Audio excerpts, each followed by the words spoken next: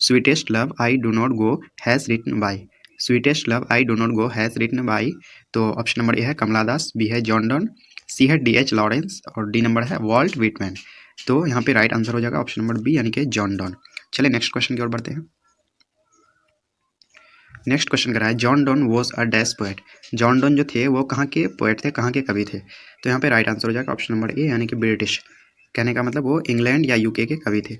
Britain, England, UK ये तीनों same ही चीज़ रहेगा और ऑप्शन में रहेगा। तो चलिए नेक्स्ट क्वेश्चन की ओर बढ़ते हैं। नेक्स्ट क्वेश्चन है dash has been described as a metaphysical poet, यानी कि किसको डिस्क्राइब किया जाता था एक सैद्धांतिक कवि के रूप में, मेटाफिजिकल पोएट के रूप में। तो यहाँ पे जैसे कि चार ऑप्शन देख पा रहे हैं, डी नंबर ऑप्शन है नन ऑफ द एबव। तो यहाँ पे राइट आंसर हो जाएगा ऑप्शन नंबर सी यानी कि जॉन डॉन राइट आंसर होगा। चलिए नेक्स्ट क्वेश्चन की ओर बढ़ते हैं। नेक्स्ट क्वेश्चन काफी इंपॉर्टेंट क्वेश्चन है, बोल रहा है John Donne was born in, John Donne was born in यानी कि जॉन डॉन कब पैदा हुए, John Donne was born in. तो यहाँ पे राइट आंसर हो जाएगा ऑप्शन नंबर सी यानी कि 1572 इसका राइट आंसर होगा। चलिए नेक्स्ट क्वेश्चन की ओर बढ़ते हैं। नेक्स्ट क्वेश्चन है John Donne was died in, John Donne was died इन, तो यहाँ पे राइट आंसर हो जाएगा ऑप्शन नंबर बी यानी कि 1631, यानी कि जॉन डॉन की जो है उसकी मृत्यु हुई थी 1631 को और वो पैदा हुए थे 1572 को। तो ध्यान रखेंगे इसको। चलिए नेक्स्ट क्वेश्चन की ओर बढ़ते हैं। नेक्स्ट क्वेश्चन कह रहा है where was John Donne born, where was John Donne born यानी कि जॉन डॉन की पैदाइश कहाँ पे हुई थी। तो यहाँ पे राइट आंसर हो जाएगा ऑप्शन नंबर सी यानी कि लंदन। जैसे कि जानते हैं हम लोग उसकी पैदाइश इंग्लैंड में हुई थी, तो इंग्लैंड की के शहर लंदन में उसकी पैदाइश हुई थी। चलिए अब हम लोग नेक्स्ट क्वेश्चन की ओर बढ़ते हैं। नेक्स्ट क्वेश्चन कह रहा है John Donne was born in which family, John Donne जो है वो पैदा हुए थे, उसका जन्म हुआ था किस फैमिली में। तो राइट आंसर हो जाएगा ऑप्शन नंबर ए यानी कि रोमन कैथोलिक, रोमन कैथोलिक इसका राइट आंसर होगा। चलिए नेक्स्ट क्वेश्चन की ओर बढ़ते हैं। नेक्स्ट क्वेश्चन है John don is well known for his dash, John Donne is well known for his dash, तो जॉन डॉन को जाना जाता था अच्छे काफ़ी जाने जाते थे किसके लिए। तो ऑप्शन ए है सॉन्ग एंड सोनेट्स, बी है sermons एंड सी है सेटायर्स एंड एलेजीज और डी नंबर में है ऑल ऑफ दीज, यानी कि यहाँ पे राइट आंसर हो जाएगा ऑप्शन नंबर डी यानी कि इन सभी के लिए उसको जाने जाते थे, काफ़ी ये मशहूर थे। चलिए नेक्स्ट क्वेश्चन की ओर बढ़ते हैं। नेक्स्ट क्वेश्चन कह रहा है sweetest love I do not go has address to, sweetest love I do not go जो है ये एड्रेस किया गया, संबोधित किया गया किसको, तो हिज वाइफ यानी कि अपनी वाइफ को। यहाँ पे राइट आंसर हो जाएगा ऑप्शन नंबर सी। चलिए नेक्स्ट क्वेश्चन की ओर बढ़ते हैं हम लोग। नेक्स्ट क्वेश्चन है the name of John Donne's wife is, John Donne की पत्नी का वाइफ का क्या नाम है। तो काफ़ी इंपॉर्टेंट क्वेश्चन है, तो यहाँ पे राइट आंसर हो जाएगा ऑप्शन नंबर बी यानी कि एन ए मोड़े, जॉन डॉन्स की वाइफ का नाम है एन ए मोड़े। चलिए नेक्स्ट क्वेश्चन की ओर बढ़ते हैं। नेक्स्ट है sweetest love I do not go is a oblique and, sweetest love I do not गो क्या है, तो ये एक लिरिक है, तो ध्यान रखेंगे एक क्या है लिरिक। चलिए नेक्स्ट क्वेश्चन की ओर बढ़ते हैं। नेक्स्ट क्वेश्चन है according to the poet one who meets must dash, यानी कि पोएट के अनुसार जो भी कभी मिलता है तो उसको क्या होना पड़ता है, ज़रूर डिपार्ट, यानी कि उसको बिछड़ना ज़रूर पड़ता है। कहने का मतलब कोई भी अगर यहाँ पे इस दुनिया में आएगा तो उसको जाना एकदम बिल्कुल क्या है निश्चित है। चलिए नेक्स्ट क्वेश्चन की ओर बढ़ते हैं। नेक्स्ट बोल रहा है John don feels that a oblique and is very hopeless, तो जॉन डॉन ये फील करते थे जो क्या काफ़ी होपलेस है यानी कि निराशाजनक है। तो यहाँ पे जो जैसे कि ऑप्शन देख पा रहे हैं ए नंबर में है मैन, बी नंबर में है वीमेन और सी नंबर में है एनिमल एंड डी नंबर में है पीपल। तो यहाँ पे कौन सा राइट आंसर हो जाएगा, तो यहाँ पे राइट आंसर हो जाएगा ऑप्शन नंबर ए यानी कि मैन इज़ वेरी होपलेस, यानी मनुष्य क्या है काफ़ी होपलेस है। चलिए नेक्स्ट क्वेश्चन की ओर बढ़ते हैं। नेक्स्ट है who was force to leave Oxford University without a degree, किसको फोर्स किया गया ऑक्सफोर्ड यूनिवर्सिटी छोड़ने के लिए बिना डिग्री लिए हुए, यानी कि मजबूर कर दिया गया उसको। तो यहाँ पे राइट आंसर हो जाएगा ऑप्शन नंबर सी यानी कि जॉन डॉन। चलिए नेक्स्ट क्वेश्चन की ओर बढ़ते हैं। नेक्स्ट है John Donne was going to dash living his wife behind, यानी जॉन डॉन कहाँ जा रहे थे अपनी पत्नी को पीछे छोड़ के, यानी अपने पत्नी को छोड़ के वो कहाँ जा रहे थे जॉन डॉन। तो यहाँ पे राइट आंसर हो जाएगा ऑप्शन नंबर सी यानी कि फ्रांस जा रहे थे। कहाँ पे जा रहे थे, फ्रांस। चलिए नेक्स्ट क्वेश्चन की ओर बढ़ते हैं। नेक्स्ट है dash wants to gladly accept death, कौन जो है डेथ को बिल्कुल खुशी खुशी, मौत को बिल्कुल खुशी खुशी एक्सेप्ट करना चाहते थे। तो ये हो जाएगा right answer option number C यानी कि जॉन डॉन। चलिए नेक्स्ट क्वेश्चन की बढ़ते हैं। नेक्स्ट है John Donne thinks that is certain, that dash is certain, John Donne सोचते थे जो क्या एकदम बिल्कुल निश्चिंत है। तो यहाँ पे राइट आंसर हो जाएगा ऑप्शन नंबर डी यानी कि death. John Donne thinks that death is certain यानी कि मौत क्या है, निश्चित है। नेक्स्ट क्वेश्चन देख लेते हैं क्या कह रहा है। नेक्स्ट क्वेश्चन है whose tears are like a rain, यानी कि किसके आंसू उसको बिल्कुल बारिश की तरह लगता था। तो हो जाएगा right answer option number C यानी कि हिज वाइफ्स, उसकी पत्नी का आंसू जो है उसको बारिश की तरह लगता था। चलिए नेक्स्ट क्वेश्चन क्या कह रहा है देख लेते हैं। नेक्स्ट क्वेश्चन कह रहा है the poet John Donne is better than the dash, यानी कि अब इसमें जो है बुक में जो पोएट जॉन डॉन है उसको किससे बेहतर बताया गया है, तो सन से, यानी कि option number B right answer होगा। काफ़ी इंपॉर्टेंट क्वेश्चन है, ध्यान देंगे। चलिए नेक्स्ट क्वेश्चन क्या कह रहा है देख लेते हैं। नेक्स्ट क्वेश्चन करा अ पोएम और song that expresses sadness, a poem और सॉन्ग जिससे सैडनेस का पता चलता है, दुख का पता चलता है, दुख एक्सप्रेस होता है, तो उसको क्या कहा जाता है, तो उसको कहा जाता है एलेजी, यानी कि option number D right answer होगा एलेजी। तो ध्यान रखेंगे, बहुत ही इंपॉर्टेंट क्वेश्चन है। चलिए नेक्स्ट क्वेश्चन की ओर बढ़ते हैं। नेक्स्ट है a speech on a religious और moral subject, a speech on a religious और मॉरल सब्जेक्ट, एक ऐसा स्पीच जो धर्म से रिलेटेड हो, तो उसको क्या बोलेंगे, तो यहाँ पे राइट आंसर हो जाएगा ऑप्शन नंबर बी यानी कि सेरेमन बोलेंगे उसको, सेरेमन। तो काफ़ी इंपॉर्टेंट क्वेश्चन है भी। अगला क्वेश्चन काफ़ी इंपॉर्टेंट क्वेश्चन है, कह रहा है अ 14 लाइन्स पोएम इज कॉल्ड, यानी कि एक ऐसा पोएम जिसमें 14 लाइन्स हो तो उसको क्या बोलते हैं, तो उसको बोलते हैं सोनेट। काफ़ी इंपॉर्टेंट क्वेश्चन है, आप इसको जरूर ध्यान रखेंगे। 14 लाइन्स के पोएम को क्या कहा जाता है, सोनेट कहा जाता है।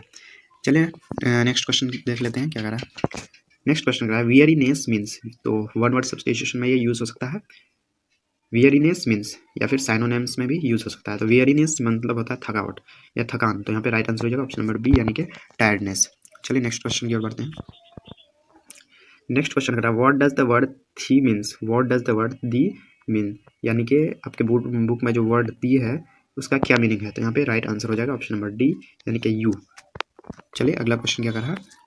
अगला क्वेश्चन कह रहा है what does the word hath means, what does the word hath means, यानी कि हैथ वर्ड का क्या मीनिंग है, तो यहाँ पे राइट आंसर हो जाएगा ऑप्शन नंबर सी यानी कि हैज़। चलिए अगला क्वेश्चन क्या कर रहा है। नेक्स्ट क्वेश्चन कर रहा है who has to die one day, who has to die one day, किसको एक ना एक दिन मरना है, तो सभी को, तो हम लोग को पता है, तो everyone has to die one day. अगला क्वेश्चन कर रहा है O how dash is men's power, O how dash is men's power, यानी कि कितना मनुष्य की शक्ति कितना कमजोर है, यानी कि ओ हाउ फीबल, फीबल यानी कि राइट आंसर हो जाएगा ऑप्शन नंबर सी। तो काफ़ी इंपॉर्टेंट क्वेश्चन है, ध्यान रखेंगे।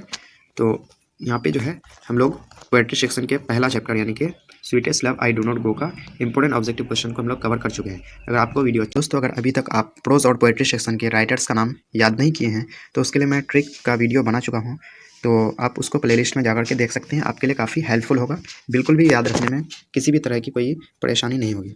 तो चलिए दोस्तों शुरू करते हैं। फर्स्ट क्वेश्चन जैसे कि देख पा रहे हैं, बोल रहा है Song of Myself has pend by, तो यहाँ पे आपको रिटेन बाई, पेंड बाई या कंपोस्ट बाई ये सारा कुछ दे सकता है। तो सॉन्ग ऑफ माई सेल्फ को पेंड किया गया है, तो ये किया गया है यानी कि वॉल्ट विटमैन के द्वारा, option number D right answer होगा। चलिए नेक्स्ट क्वेश्चन की ओर बढ़ते हैं। नेक्स्ट क्वेश्चन है Walt Whitman was born in, Walt Whitman was born in, यानी कि वॉल्ट विटमैन पैदा हुए थे, तो कब पैदा हुए थे, तो option number D right answer होगा, यानी कि 1819 को, 1819 को वो पैदा हुए थे।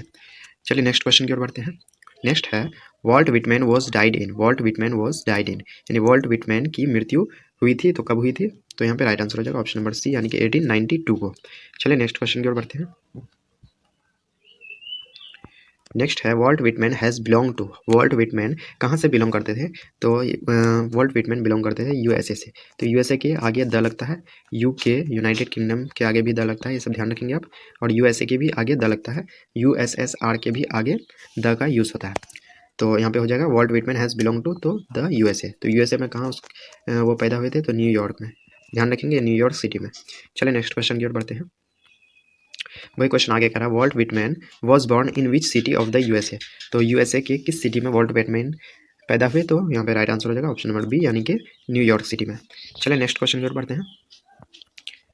नेक्स्ट क्वेश्चन कह रहा है Walt Whitman is dash years old, Walt Whitman कितने साल के थे, तो यहाँ पे राइट आंसर हो जाएगा ऑप्शन नंबर सी यानी कि 37, तो बुक के अकॉर्डिंग वो 37 ईयर्स के थे।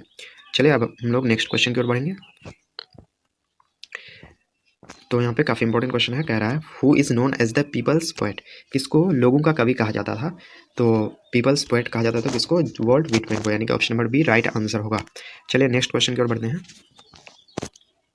नेक्स्ट क्वेश्चन है who is the speaker in Song of Myself. तो सॉन्ग ऑफ माई सेल्फ में स्पीकर कौन है, यानी कि लिखा किसके द्वारा गया है, तो जैसे कि जानते हैं ऑप्शन नंबर सी हो जाएगा, वॉल्ट विटमैन। चलिए आगे देख लेते हैं क्या कह रहा है। यहाँ पे है Walt Whitman's poems are. Walt Whitman का पोएम्स इनमें से कौन कौन है, तो यहाँ पे राइट ऑप्शन नंबर ए है लिप्स ऑफ ग्रास, बी है ड्रम टैप्स और सी है ए एंड बी बोथ। यहाँ पे राइट आंसर हो जाएगा ऑप्शन नंबर सी, यानी कि A and B both. Leaves of grass भी है और ड्रम टैप्स भी है।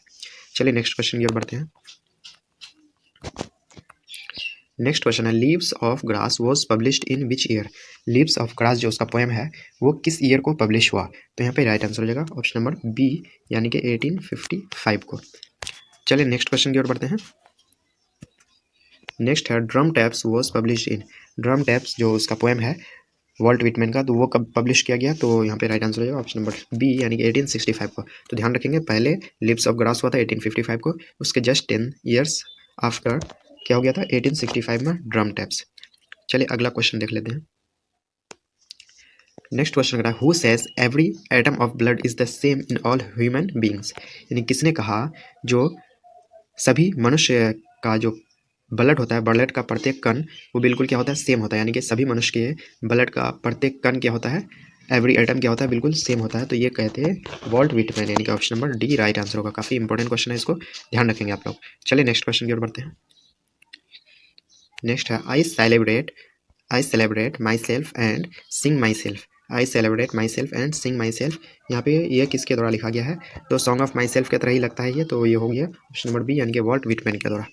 चलिए 14 नंबर क्वेश्चन क्या कह रहा है, कह रहा है the poet in Song of my self dash for himself. यानी कि सॉन्ग ऑफ माई सेल्फ में जो पोएट है वो किसके लिए क्या कर रहा है, अपने लिए तो गा रहा है, यानी कि ऑप्शन नंबर सी, यानी कि सिंग्स हो जाएगा। चलिए नेक्स्ट क्वेश्चन की ओर बढ़ते हैं। नेक्स्ट क्वेश्चन काफ़ी इंपॉर्टेंट क्वेश्चन है। बोल रहा the line hoping to cease not till the death, hoping to cease not till the death is taken from. यानी ये जो लिया गया है लाइन ये किस से लिया गया है, तो यहाँ पे हो जाएगा ऑप्शन नंबर बी, यानी कि सॉन्ग ऑफ माई सेल्फ से। चलिए अगला क्वेश्चन की ओर बढ़ते हैं। तो बोल रहा dash is inevitable, dash is inevitable, यानी कि कौन इनमें से कौन अनिवार्य है, बिल्कुल अनिवार्य है, ज़रूरी है। तो यहाँ पे हो जाएगा ऑप्शन नंबर ए, यानी कि डेथ, यानी कि जो है मौत क्या है, बिल्कुल अनिवार्य है। चलिए अगला क्वेश्चन देख लेते हैं। अगला क्वेश्चन कर रहा है the dash of death are the whispering neighbours. यानी कि डेथ का क्या जो है वो एकदम बिल्कुल पड़ोसी की तरह है। तो द मैसेंजर्स ऑफ डेथ, यानी कि जो डेथ लेके आते हैं। तो शुरू करते हैं।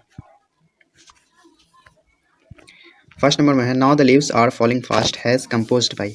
Now the leaves are falling fast has composed by, now the leaves are falling fast को कंपोज किया गया है, रचा गया है। तो किसके द्वारा रचा गया है, तो यहाँ पे राइट आंसर हो जाएगा ऑप्शन नंबर सी, यानी कि W.H. ऑर्डन के द्वारा। यानी ऑप्शन नंबर सी इसका राइट आंसर होगा, W.H. ऑर्डन। चलिए नेक्स्ट क्वेश्चन की ओर बढ़ते हैं। नेक्स्ट क्वेश्चन है W.H. Auden was born in. W.H. Auden was born in, यानी कि W.H. ऑर्डन का जन्म हुआ था तो 1907, यानी कि option number C right answer होगा 1907। चलिए नेक्स्ट क्वेश्चन की ओर देख लेते हैं। बोल रहा W.H. Auden was died in. W.H. Auden was died in, यानी कि W.H. ऑर्डन की जो मृत्यु हुई थी वो हुई थी 1973 में, यानी कि option number D right answer होगा। चलिए fourth number question. Next question कर रहा है W.H. Auden was dash by birth. W.H. Auden जो है वो बाई बर्थ यानी जन्म से क्या थे, तो जन्म से जो W.H. ऑर्डन थे वो क्या थे, डैश बाई बर्थ। तो option number A right answer होगा, option number A right answer होगा, यानी कि वो जन्म से क्या थे, सॉरी ऑप्शन नंबर बी इसका राइट आंसर होगा यानी कि वो जन्म से ब्रिटिश थे, यानी कि वो इंग्लैंड के रहने वाले थे। W.H. ऑर्डन जो है वो बर्थ से जन्म से कहाँ के रहने वाले थे, यानी कि इंग्लैंड के रहने वाले थे। Option number A right answer नहीं होगा, ऑप्शन नंबर ए, यानी कि वो वहाँ पे एमिग्रेट किए थे अमेरिका में। तो ये बात की बात है, तो ध्यान रखेंगे W.H. ऑर्डन जो है वो बाई बर्थ थे ब्रिटिश, यानी कि ब्रिटेन के रहने वाले थे या इंग्लैंड UK के रहने वाले थे, इस तरह बोल सकते हैं उसको। चलिए नेक्स्ट क्वेश्चन की ओर बढ़ते हैं। नेक्स्ट क्वेश्चन है when did W.H. Auden immigrate to the USA। तो जैसे कि मैंने बताया वो थे इंग्लैंड के, यानी कि ब्रिटेन के, और बाद में कहाँ चले गए, USA, यानी कि USA एमिग्रेट कर गए। तो when did W.H. Auden emigrate to the USA, तो USA जो है वो एमिग्रेट कब किए थे, तो W.H. ऑर्डन जो है 1939, यानी कि option number D right answer होगा। 1939 को वो इंग्लैंड छोड़ के USA में जाकर के बस गए थे, तो ध्यान रखेंगे। चलिए नेक्स्ट क्वेश्चन की ओर बढ़ते हैं। नेक्स्ट क्वेश्चन करा how many poems did W.H. Auden write. W.H. Auden ने कितने पोएम्स लिखे, तो यहाँ पे राइट आंसर हो जाएगा ऑप्शन नंबर सी, यानी कि 400 पोएम्स उन्होंने लिखे। कितने लिखे, 400। नेक्स्ट क्वेश्चन कह रहा है W H Auden won dash prize. W H Auden जो है उसको कौन सा प्राइज़ दिया गया था, तो option number B right answer होगा पुलिट्जर। तो ये जर्नलिस्ट के फील्ड में दिया था पुलिट्जर अवार्ड, यानी कि पुलिट्जर प्राइज़ जो है डब्ल्यू एच ऑर्डन वो जीते थे। चलिए नेक्स्ट क्वेश्चन की ओर बढ़ते हैं। नेक्स्ट है W H Auden won the Pulitzer prize in which year. तो जैसे कि अभी हम लोगों ने देखा डब्ल्यू एच ऑर्डन कौन सा प्राइज़ उसको मिला था, पुलिट्जर प्राइज़, तो किस ईयर मिला था, तो 1948 में मिला था, यानी कि ऑप्शन नंबर डी इसका राइट आंसर होगा 1948। चलिए नेक्स्ट क्वेश्चन की ओर बढ़ते हैं। नेक्स्ट है for W H Orton poetry was a dash game. W H Orton के लिए पोएट्री क्या है, कैसा गेम था, तो एक सीरियस गेम था, यानी कि ऑप्शन नंबर बी राइट सी राइट आंसर होगा। चलिए नेक्स्ट क्वेश्चन की ओर बढ़ते हैं। नेक्स्ट क्वेश्चन जैसे कि चैप्टर का नाम ही है द लिप्स आर फॉलिंग, यहाँ पे क्या हो जाएगा फास्ट, यानी कि अब पत्ते जो है वो तेजी से गिर रहे हैं। नेक्स्ट क्वेश्चन कह रहा है डैश फ्रीजेस, कौन जमा देता है या जाम कर देता है, रोक देता है एक्टिव हैंड्स, यानी कि चलते फिरते हाथों को कौन रोक देता है, तो जैसे हम लोग जानते हैं death, option number C right answer होगा। चलिए नेक्स्ट क्वेश्चन की ओर बढ़ते हैं। नेक्स्ट है who are scolded for food, किसको डांटा जाता था फूड के लिए, तो यहाँ पे हो जाएगा ऑप्शन नंबर ए यानी कि ट्रोल्स। तो ट्रोल्स एक प्रजाति था, तो उसको जो है यूएसए का, तो उसको डांटा जाता था फूड के लिए। नेक्स्ट है the dash has become dumb to see the leafless trees, कौन जो है डम हो गया था लीफलेस ट्रीज को देखने में, तो यहाँ पे हो जाएगा ऑप्शन नंबर सी बुक के अकॉर्डिंग नाइटिंगेल, बुलबुल, ये इसका राइट आंसर होगा। नेक्स्ट क्वेश्चन की ओर बढ़ते हैं। नेक्स्ट क्वेश्चन करा है which thing signifies that nothing is ever lasting, तो बुक के अकॉर्डिंग जो है कौन सा चीज़ दिखाता है जो कोई भी चीज़ हमेशा तक रहने वाला नहीं है, तो यहाँ पे हो जाएगा ऑप्शन नंबर ए यानी कि flower, option number a flower इसका राइट आंसर होगा। आपके बुक के अकॉर्डिंग फ्लावर इसका राइट आंसर हो जाएगा। चलिए नेक्स्ट क्वेश्चन की ओर बढ़ते हैं। नेक्स्ट क्वेश्चन कर रहा है डैश पर्सन्स आर ट्रेवलर्स, कौन पर्सन्स जो है वो ट्रेवलर्स है, तो ऑल्ड पर्सन्स, यानी कि option number B right answer होगा। नेक्स्ट क्वेश्चन कह रहा है the travellers are we dash beings, travellers कौन है मूविंग टूवर्ड्स आवर डेथ, जो अपने डेथ की तरफ बढ़ रहे हैं, तो the travellers are we human beings, यानी कि हम ही मानव है ट्रेवलर्स जो अपने डेथ की तरफ क्या कर रहे हैं, बढ़ रहे हैं। नेक्स्ट क्वेश्चन है the falling leaves refer to the speedily arrival of dash, यानी फॉलिंग लीव्स जो है ये इससे क्या पता चलता है, जो स्पीडली अराइवल ऑफ डेथ, यानी कि डेथ का जल्दी जल्दी आना, ये फॉलिंग लीव्स से पता चलता है, तो काफ़ी इंपॉर्टेंट है, इसको ध्यान रखेंगे। चलिए नेक्स्ट क्वेश्चन की ओर बढ़ते हैं। In the poem now the leaves are falling fast whispering neighbours stand for, ये जो now the leaves are falling fast है इस पोएम में विस्परिंग नेबर्स का क्या मतलब होता है, विस्परिंग नेबर्स का मतलब होता है एजेंट ऑफ डेथ या फिर मैसेंजर ऑफ डेथ, इसको बोल सकते हैं मैसेंजर ऑफ डेथ भी बोल सकते हैं, तो ध्यान रखेंगे एजेंट ऑफ डेथ या फिर मैसेंजर ऑफ डेथ। अगला क्वेश्चन कह रहा है in the second line of the poem now the leaves are falling fast nurse stands for, यानी कि now the leaves are falling fast का सेकेंड लाइन में जो नर्स वर्ड आया है ये किसको दिखाता है, स्टैंड किसको करता है, यानी कि इससे क्या पता चलता है, तो एक ट्री, यानी कि इससे एक ट्री का पता चलता है। अगला क्वेश्चन है who is going to their grave, who is going to their grave, कौन अपने ग्रेव में, कौन अपने कब्र में जा रहा है, तो ह्यूमन बींग्स, यानी कि option number B right answer होगा। अगला क्वेश्चन है trolls are called wicked and ugly creatures in dash mythology, यानी कि ट्रोल्स को बहुत ही दुष्ट और भद्दा प्राणी माना जाता है कौन से मैथोलॉजी में, तो स्कैंडिनेवियन मैथोलॉजी में ट्रोल्स को विग्ड यानी कि दुष्ट और भद्दा क्रिएचर्स माना जाता है। अगला क्वेश्चन है dash waterfall could bless the travellers passing through that way, यानी कौन सा वाटरफॉल्स जो है वो जो उसके नीचे से उसके जाते हैं जो भी आदमी वो उसको ब्लेस कर देता है, यानी कि दुआ देता है, आशीर्वाद देता है, तो white waterfall, option number D right answer होगा, यानी कि जो वाटर गिरता है वो बहुत ही है। Odd to Autumn has written by, Ode to Autumn has written by, यानी कि ऑड टू ऑटम जो है ये लिखा गया है किसके द्वारा लिखा गया है, तो यहाँ पे राइट आंसर हो जाएगा ऑप्शन नंबर बी यानी कि जॉन किट्स के द्वारा, यानी कि option number B right answer होगा जॉन किट्स के द्वारा। चलिए नेक्स्ट क्वेश्चन की ओर बढ़ते हैं। नेक्स्ट क्वेश्चन करा है John Keats was born in, John Keats was born in, यानी कि जॉन किट्स जो है उसका जन्म जो है वो कब हुआ, तो इस पे ऑप्शन जैसा कि देख पा रहे हैं ऑप्शन नंबर ए है 1790, ऑप्शन नंबर बी है 1795, ऑप्शन नंबर सी है 1821 सॉरी 18 और ऑप्शन नंबर डी है 1805, तो यहाँ पे राइट आंसर हो जाएगा ऑप्शन नंबर बी यानी कि 1795 में जॉन किट्स का जन्म हुआ था, तो ध्यान रखेंगे काफ़ी इंपॉर्टेंट क्वेश्चन है। नेक्स्ट क्वेश्चन है John Keats was died in which year, John Keats was died in which year, यानी कि जॉन किट्स जो है उसकी मृत्यु किस वर्ष हुई थी, तो यहाँ पे राइट आंसर हो जाएगा ऑप्शन नंबर बी यानी कि 1821। चलिए हम लोग 4th नंबर क्वेश्चन की ओर बढ़ते हैं। 4th नंबर क्वेश्चन है John Keats died at the age of 10 years. तो जैसे कि हम लोग जानते हैं 1795 में पैदाइश हुई यानी कि जन्म हुआ और 1821 में उसकी डेथ हुई। तो यहाँ पे अगर इसको हम ये कर देंगे, घटा देंगे तो हो जाएगा यानी कि 26 ईयर्स, यानी कि 26 ईयर्स के एज में उसकी मृत्यु हुई थी। चलिए नेक्स्ट क्वेश्चन की ओर बढ़ते हैं। नेक्स्ट है John Keats belong to. John Keats जो है वो बिलोंग करते थे, तो कहाँ से बिलोंग करते थे? ऑप्शन नंबर ए है ब्रिटेन, ऑप्शन नंबर बी है आयरलैंड, ऑप्शन नंबर सी है जर्मनी, ऑप्शन नंबर डी है आइसलैंड। तो यहाँ पे राइट आंसर हो जाएगा ऑप्शन नंबर ए, यानी कि ब्रिटेन से बिलोंग करते थे जॉन कीट्स। चलिए नेक्स्ट क्वेश्चन की ओर बढ़ते हैं। नेक्स्ट है John Keats was a dash poet. John Keats was a dash poet, यानी कि जॉन कीट्स को कैसा पोएट समझा जाता था? तो जॉन कीट्स को एक रोमांटिक, यानी कि option number C right answer होगा। जॉन कीट्स क्या थे? एक रोमांटिक पोएट थे, एक रोमांटिक पोएट थे। चलिए नेक्स्ट क्वेश्चन की ओर बढ़ते हैं। नेक्स्ट क्वेश्चन कह रहा है John Keats was a great lover of dash. John Keats was a great lover of dash, यानी कि जॉन कीट्स जो है वो किसके बहुत ही ज़्यादा लवर थे, यानी कि बहुत ही ज़्यादा उसको पसंद करते थे, बहुत ही ज़्यादा प्यार करते थे। तो यहाँ पे राइट आंसर हो जाएगा ऑप्शन नंबर सी, यानी कि नेचर। कहने का मतलब जॉन कीट्स जो है वो नेचर यानी कि प्रकृति के बहुत ही ज़्यादा प्यार प्रिय थे, यानी कि प्रकृति को बहुत ज़्यादा वो प्यार करते थे। चलिए नेक्स्ट क्वेश्चन की ओर बढ़ते हैं। नेक्स्ट क्वेश्चन कह रहा है odd to dash is an ode, यानी कि ऑड टू क्या एक ऑड है? ऑड मतलब संबोधन गीत, तो ऑड टू ऑटम। यहाँ पे राइट आंसर हो जाएगा ऑप्शन नंबर डी, यानी कि Ode to Autumn is an ode, यानी कि ऑड टू ऑटम क्या है? एक ऑड है। ऑड कहते हैं संबोधन गीत या फिर उसको कविता भी बोल सकते हैं। चलिए हम लोग 9th क्वेश्चन की ओर बढ़ते हैं। 9 नंबर क्वेश्चन है odd to Autumn has written in. Ode to Autumn has written in, यानी कि ऑड टू ऑटम को कब लिखा गया है? तो यहाँ पे राइट आंसर की बात करें तो हो जाएगा ऑप्शन नंबर बी, यानी कि सितंबर 1819। सितंबर 1819, तो काफ़ी इंपॉर्टेंट क्वेश्चन है, आप इसको ज़रूर ध्यान रखेंगे। चलिए हम लोग नेक्स्ट क्वेश्चन की ओर बढ़ते हैं। नेक्स्ट क्वेश्चन काफ़ी इंपॉर्टेंट क्वेश्चन कह रहा है John Keats died of. John Keats died of, तो जहाँ पे भी डाइड के बाद ऑफ आ जाएगा तो यानी कि समझ जाना है जो किसी न किसी बीमारी का वहाँ पे नाम होगा। तो यानी कि जॉन कीट्स डाइड ऑफ, यानी कि जॉन कीट्स किस बीमारी की वजह से उसकी मृत्यु हुई थी? तो यहाँ पे राइट आंसर हो जाएगा ऑप्शन नंबर डी, यानी कि ट्यूबरक्लोसिस। ट्यूबरक्लोसिस जिसको शॉर्ट में टीबी भी बोलते हैं, तो आप इसको जरूर ध्यान रखेंगे। चलिए नेक्स्ट क्वेश्चन की ओर बढ़ते हैं।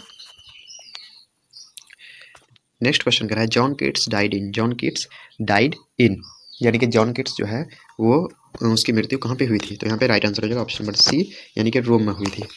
तो इटली की जो इटली का जो कैपिटल है रोम, वहीं पे उसकी मृत्यु हुई थी। चलिए नेक्स्ट क्वेश्चन की ओर बढ़ते हैं। नेक्स्ट क्वेश्चन कर रहा है John Keats first volume of poetry entitled poems was published in. John Keats का जो फर्स्ट वॉल्यूम है पोएट्री का, जिसका टाइटल है पोएम्स, वो कब पब्लिश हुआ था? यानी कि जॉन कीट्स का जो है पोएट्री का जो पहला वॉल्यूम है एंटाइटल पोएम्स नाम से, वो कब पब्लिश हुआ था? तो यहाँ पे अगर हम बात करें राइट आंसर की, तो यहाँ पे राइट आंसर हो जाएगा ऑप्शन नंबर, यहाँ पे हो जाएगा सी, यानी कि 1817। राइट आंसर 1817 हो जाएगा ऑप्शन नंबर सी। तो चलिए हम लोग नेक्स्ट क्वेश्चन की ओर बढ़ते हैं। नेक्स्ट क्वेश्चन काफ़ी इंपॉर्टेंट क्वेश्चन है a thing of beauty is a joy forever. A thing of beauty is a joy forever is written by. तो ये जो है लिखा गया है किसके द्वारा लिखा गया? तो जॉन कीट्स के द्वारा लिखा गया, यानी कि option number C right answer होगा।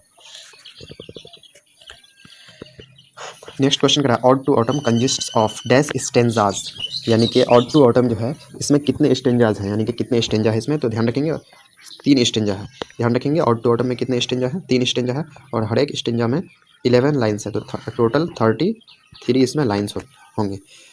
तो ऑड टू ऑटम में कितने स्टेंजा है? 3 स्टेंजा है, तो ध्यान रखना है इसको। चलिए नेक्स्ट क्वेश्चन की ओर बढ़ते हैं।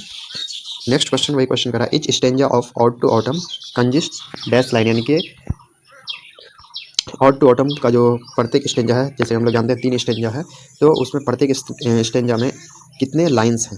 तो अभी जो मैंने बताया, तो option number B right answer हो जाएगा, यानी कि 11 लाइन्स है इच स्टेंजा में, और ऑड टू ऑटम में टोटल 3 स्टेंजा है, तो टोटल लाइन्स हो जाएगा 33, और एक स्टेंजा में होगा लाइन्स 11। चलिए नेक्स्ट क्वेश्चन की ओर बढ़ते हैं।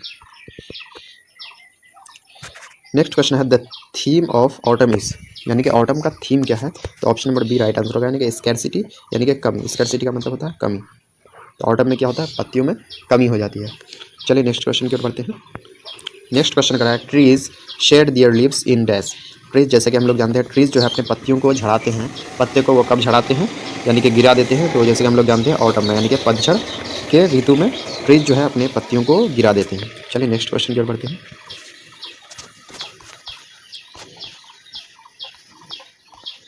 नेक्स्ट क्वेश्चन है autumn starts with the departure of dash season, यानी कि ऑटम स्टार्ट होता है किसके ख़त्म होने के बाद, यानी कि ऑटम स्टार्ट होता है तो किसके ख़त्म होने के बाद, तो समर, यानी कि option number B right answer होगा। यानी कि समर जैसे जैसे ख़त्म होता है वैसे वैसे ऑटम शुरू हो जाता है। चलिए हम लोग नेक्स्ट क्वेश्चन की ओर बढ़ते हैं। कह रहा है in the dash new leaves and fruits come, यहाँ पे कम होगा आउट ऑन ट्रीज, यानी कि किस ऋतु में न्यू लीव्स नए नए पत्तियाँ और फल जो है ट्रीज में आने लगते हैं। तो जैसे कि हम लोग जानते हैं नए नए पत्तियाँ आते हैं कब, स्प्रिंग में, यानी कि option number A right answer होगा। चलिए नेक्स्ट क्वेश्चन की ओर बढ़ते हैं। बोल रहा है dash fills all fruits with ripeness, dash fill all fruits with ripeness, यानी कि कौन सभी फ्रूट्स को पका देता है। तो जैसे ऑप्शन है the sun, summer, A and B both और नन ऑफ द एबव। तो जैसे कि जानते हैं जो सन और समर दोनों ही होगा क्योंकि ये दोनों एक दूसरे से रिलेटेड ही है। तो option number C right answer होगा, यानी कि A and B both. First question जैसे कि देख पा रहे हैं आप, an epitaph has composed by, an epitaph has composed by, an epitaph जो है ये कंपोज किया गया है, किसके द्वारा कंपोज किया गया है, तो यानी एन एपिटाफ हो जाएगा ऑप्शन नंबर डी, यानी वॉल्टर डिला मेयर के द्वारा कंपोज किया गया है। चलिए नेक्स्ट क्वेश्चन की ओर बढ़ते हैं। नेक्स्ट क्वेश्चन है Walter de la Mare was born in, Walter de la Mare इस जो है इसका जन्म कब हुआ था, तो यहाँ पे राइट आंसर हो जाएगा ऑप्शन नंबर डी, यानी कि 1873। तो इंपॉर्टेंट क्वेश्चन ये हो जाता है क्योंकि कभी कभी आपका जो बॉर्न से रिलेटेड है वो भी क्वेश्चन पूछ दिया जाता है। चलिए नेक्स्ट क्वेश्चन की ओर बढ़ते हैं। नेक्स्ट है Walter de la Mare was died in, यानी वॉल्टर डिलामियर जो है वो किस ईस्वी में उसकी मृत्यु हुई, तो यहाँ पे राइट आंसर इसका जो हो जाएगा वो हो जाएगा 1956, यानी कि option number B right answer होगा। चलिए नेक्स्ट क्वेश्चन की ओर बढ़ते हैं हम लोग। नेक्स्ट क्वेश्चन इंपॉर्टेंट क्वेश्चन है Walter de la Mare lost his father at the age of 10 years, Walter de la Mare जो है अपने पिता को खो दिया, यानी कि उसके पिता का देहांत हो गया जब वो कितने साल के थे, तो जब वो सिर्फ और सिर्फ 4 साल के थे, यानी कि 4 ईयर्स के थे, तभी उसके पिता का क्या हो गया, देहांत हो गया। तो चलिए हम लोग 5th नंबर क्वेश्चन की ओर बढ़ते हैं। 5th नंबर क्वेश्चन है Walter de la Mare was dash, Walter de la Mare क्या थे, तो ऑप्शन है a poet, a short story writer, C number में अ नॉवेलिस्ट। तो यहाँ पे पोएट भी थे, शॉर्ट स्टोरी राइटर भी थे और नॉवेल भी लिखते थे, तो नॉवेलिस्ट भी हो जाएगा, यानी कि option number D right answer होगा, यानी ऑल ऑफ देम, यानी कि पोएट भी थे, शॉर्ट स्टोरी राइटर भी थे और नॉवेलिस्ट भी थे। चलिए हम लोग नेक्स्ट क्वेश्चन की ओर बढ़ते हैं। नेक्स्ट है who has written a number of poem for children, who has written a number of poem for children, यानी कौन जो है बच्चों पर आधारित या बच्चों के लिए बहुत सारे पोएम्स लिखे। तो यहाँ पे ये चैप्टर जो है एन एपिटाफ, यहाँ पे बात किसकी हो रही है, तो वॉल्टर डिलामियर, तो राइट आंसर हो जाएगा ऑप्शन नंबर बी। चलिए हम लोग नेक्स्ट क्वेश्चन की ओर बढ़ते हैं। नेक्स्ट है dash is a humorous and ironical poem, यानी कौन जो है एक हास्यपद और व्यंग्यपूर्ण पोएम है, तो यहाँ पे हो जाएगा right answer option number C, यानी कि एन एपिटाफ। चलिए अब हम लोग नेक्स्ट क्वेश्चन की ओर बढ़ते हैं। नेक्स्ट है Walter de la Mare was a dash poet, Walter de la Mare जो है वो पोएट है तो कैसा है, मॉडर्न है, एंशिएंट है, मिडल है, नन ऑफ द एबव। तो यहाँ पे जो राइट आंसर होगा वो हो जाएगा ऑप्शन नंबर ए, यानी कि मॉडर्न, क्योंकि वो जो है 20th सेंचुरी से बिलोंग है। तो यहाँ पे राइट आंसर हो जाएगा ऑप्शन नंबर ए, यानी कि मॉडर्न, मॉडर्न पोएट है। अगला क्वेश्चन है Walter de la Mare belong to dash century, तो वॉल्टर डिलामियर जैसे कि लोग जानते हैं उसकी जन्म हुआ 1873 में और उसका जो है डेथ हो गया था 1956 में। तो ये 1956 से किस सेंचुरी में आता है, तो 20, तो वो जो है बिलोंग करते थे 20th सेंचुरी से, यानी कि 20वीं शताब्दी से। चलिए अब हम लोग नेक्स्ट क्वेश्चन की ओर बढ़ते हैं।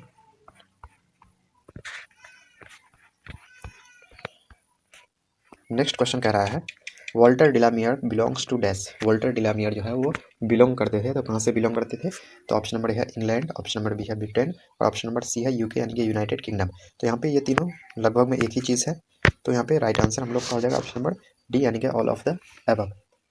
चलिए हम लोग नेक्स्ट क्वेश्चन की ओर बढ़ते हैं। नेक्स्ट है Walter de la Mare received the Order of Merit with Queen Elizabeth second in dash, यानी कि वॉल्टर डिलामियर जो है क्वीन एलिजाबेथ सेकेंड से ऑर्डर ऑफ मेरिट उसको मिला, कब मिला, तो यहाँ पे जो इसका राइट आंसर होगा ऑप्शन नंबर डी हो जाएगा, यानी कि 1953 में उसको क्वीन एलिजाबेथ सेकेंड से ऑर्डर ऑफ मेरिट दिया गया था। अगला क्वेश्चन कह रहा है here lies a most beautiful lady, यानी कि यहाँ पे जो है एक बहुत ही खूबसूरत लेडी रहती है, इज़ अ लाइन फ्रॉम, ये लाइन जो है वो किससे लिया गया है, तो यहाँ पे ये लाइन जो है ये एन एपिटाफ से लिया गया है, यानी कि ऑप्शन नंबर सी इसका राइट आंसर होगा। चलिए अब हम लोग अगला क्वेश्चन को देख लेते हैं। अगला क्वेश्चन है an epitaph deals with a beautiful dash, यानी एन एपिटाफ जो है इसमें वर्णन किया गया है एक बहुत ही खूबसूरत लेडी के बारे में, यानी कि option number A right answer होगा। चलिए अब हम लोग नेक्स्ट क्वेश्चन की ओर बढ़ते हैं। नेक्स्ट क्वेश्चन कह रहा है the word crumble means, the word crumble means, तो क्रम्बल का यहाँ मीनिंग होता है आपके बुक के अकॉर्डिंग यहाँ हो जाएगा ऑप्शन नंबर बी यानी कि डेथ। चलिए अब नेक्स्ट क्वेश्चन की ओर बढ़ते हैं। नेक्स्ट है in the poem an epitaph a work refers to, यानी कि एन एपिटाफ जो पोएम है इसमें अ वर्क इसका क्या मीनिंग है, तो इसका मीनिंग हो जाएगा option number A inscription on a tomb, यानी कि कब्र में जो है टॉम्ब में जो इंस्क्रिप्शन जो लिखाया जाता है शिलालेख उसी को बोलते हैं, उसी को वर्क से यहाँ पे लिखा गया है, यानी कि inscription on a tomb. Important question हो जाता है ये, इसको आप जरूर ध्यान रखिए। चलिए अब हम लोग नेक्स्ट क्वेश्चन की ओर देख लेते हैं। कह रहा है the poet thinks that dash is not ever lasting, यानी पोएट का कहना है जो कौन हमेशा के लिए नहीं होता है, तो ये हो जाएगा ऑप्शन नंबर ए यानी कि ब्यूटी, ये हमेशा के लिए नहीं रहता है।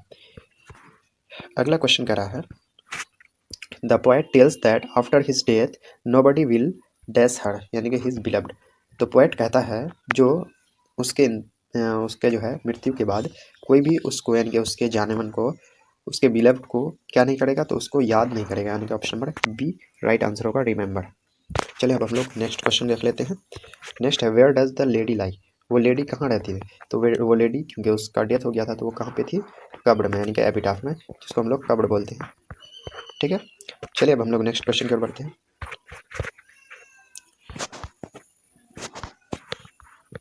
अगला क्वेश्चन कह रहा है the lady mention in the poem an epitaph belong to dash country, यानी कि एन एपिटाफ जो पोएम है इसमें जो लेडी मेंशन किया गया है।